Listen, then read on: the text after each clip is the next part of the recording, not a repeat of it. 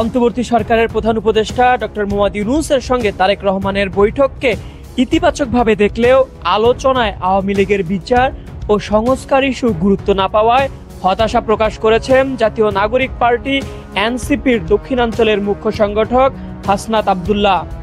রাত 10টায় নিজের Facebook verified পেজে দেয়া পোস্টে এসব কথা বলেন।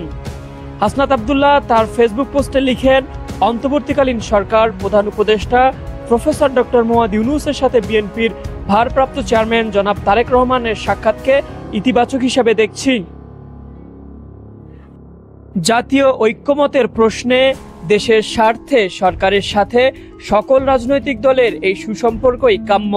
কিন্তু হতাশার বিষয়, বৈঠকে নির্বাচনের মাস ও তারিখ যেভাবে গুরুত্ব পেয়েছে, অভ্যুত্থান পরবর্তী বাংলাদেশের অন্যতম গুরুত্বপূর্ণ আকাঙ্ক্ষা বিচার ও সংস্কার সেভাবে প্রাধান্য পায়নি।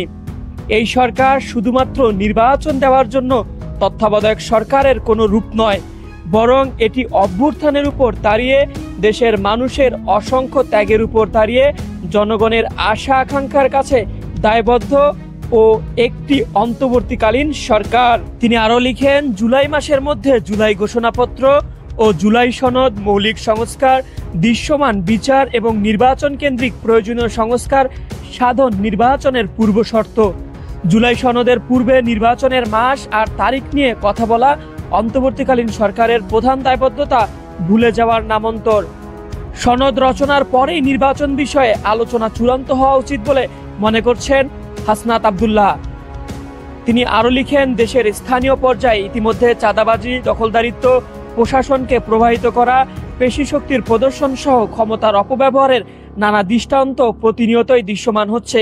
এই অবস্থায় অন্তর্বর্তীকালীন সরকারের অন্যতম বড় চ্যালেঞ্জ নির্বাচনের জন্য লেভেল প্লেইং ফিল্ড তৈরি করা, যেটা নির্বাচনের অন্যতম আরেকটি পূর্ব শর্ত।